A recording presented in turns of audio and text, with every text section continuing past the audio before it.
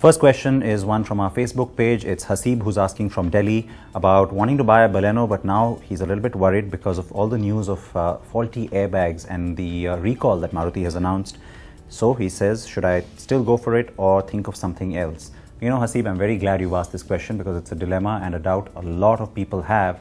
And first things first, let me tell you, the fact that the company has actually initiated a recall is a good thing. All recalls are always very positive. Why is that?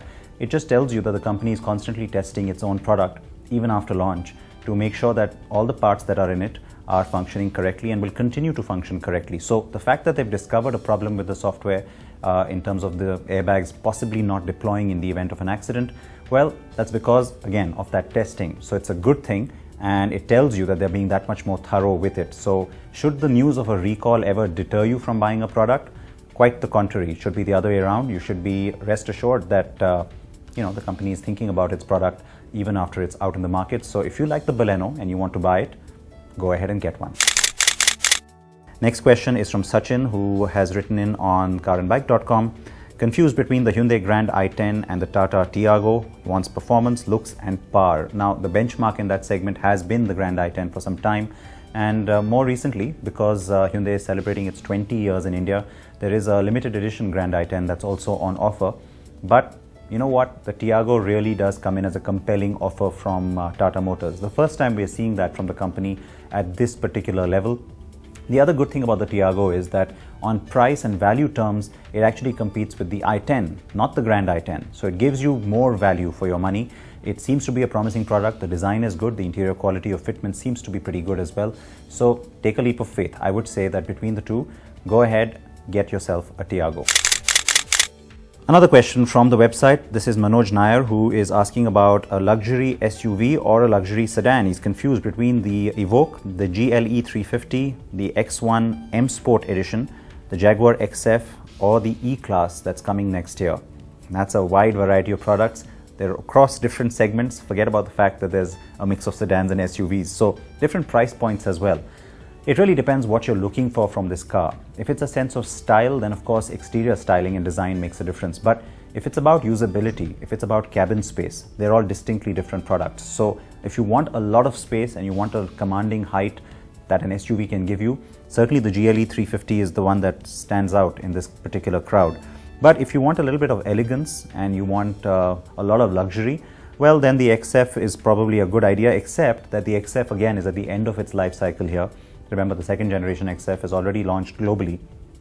If you don't mind waiting, the new E-Class will certainly be again a new benchmark in that particular segment too. So we know that it will come to us early next year.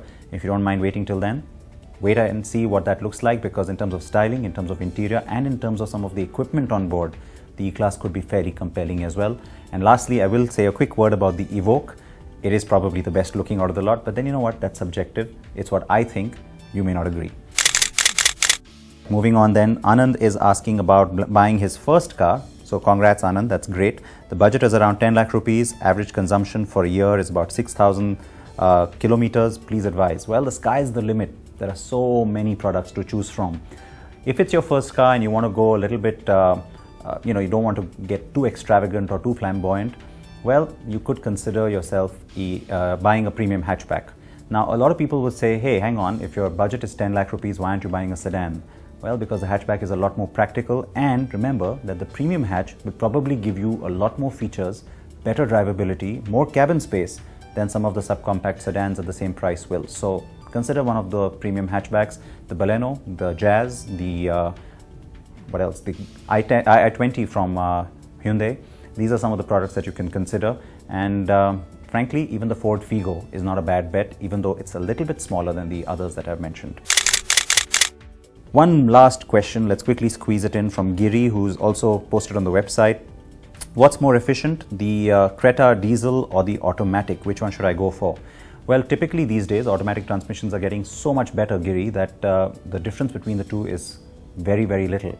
Having said that, the Creta doesn't use necessarily the most cutting-edge technology when it comes to an automatic transmission, and so not to say that it's a bad car to drive, but the manual will give you a little bit higher efficiency figure. So if that's very crucial to you, go ahead with that, but the difference isn't so stark that you should disregard the convenience that an automatic gearbox gives you. So from a convenience and city traffic point of view, you're probably better off looking at the automatic option.